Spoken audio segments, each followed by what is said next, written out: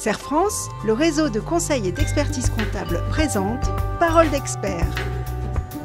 Serre France, partenaire de la performance des chefs d'entreprise.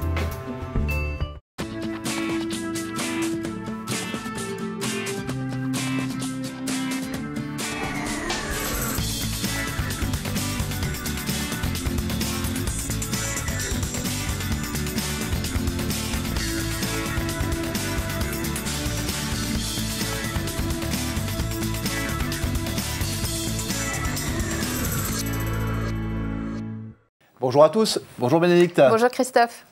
Aujourd'hui, nous allons aborder la question des représentants du personnel. En effet, quand l'effectif d'une entreprise atteint 11 salariés, il faut organiser les élections des représentants du personnel. Mais la perspective de faire entrer des syndicats dans l'entreprise effraie parfois les employeurs. Nous vous proposons donc un focus sur cette obligation qui peut apporter de vrais bénéfices humains.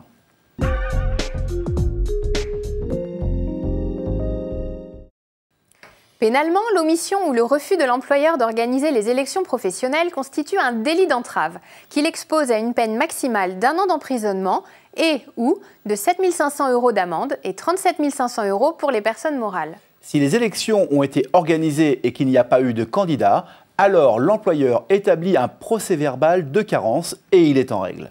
Sur le plan social, le défaut d'organisation des élections entraîne notamment les risques suivants. Premièrement, l'obtention par les salariés de dommages et intérêts en réparation du préjudice, car ils sont privés d'une possibilité de représentation et de défense de leurs intérêts. Deuxièmement, l'inopposabilité aux salariés du règlement intérieur et des notes de service. Troisièmement, l'irrégularité des procédures de licenciement. Et enfin, quatrièmement, la remise en cause des exonérations sociales et fiscales de l'intéressement collectif.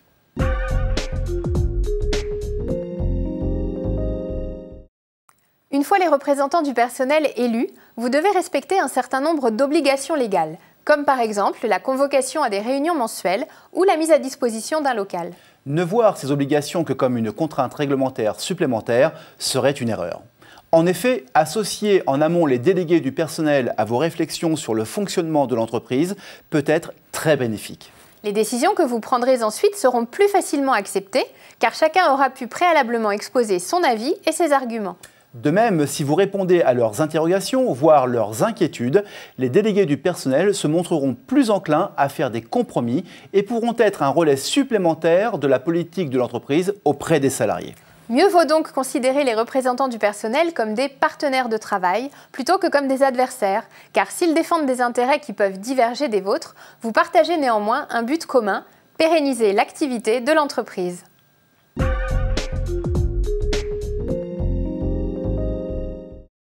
La mise en place des délégués du personnel est obligatoire si l'effectif de 11 salariés est atteint pendant 12 mois, consécutifs ou non, au cours des 3 années précédentes. Le décompte des salariés répond à des règles spécifiques, notamment pour les contrats courts ou les temps partiels. Pour ce calcul moins simple qu'il n'y paraît, n'hésitez pas à vous rapprocher de votre conseiller d'entreprise. Nous vous retrouvons prochainement pour de nouvelles Paroles d'experts.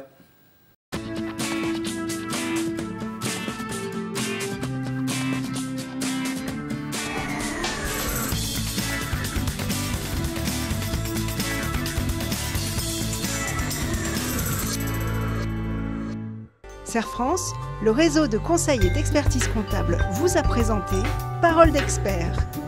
Serre France, partenaire de la performance des chefs d'entreprise.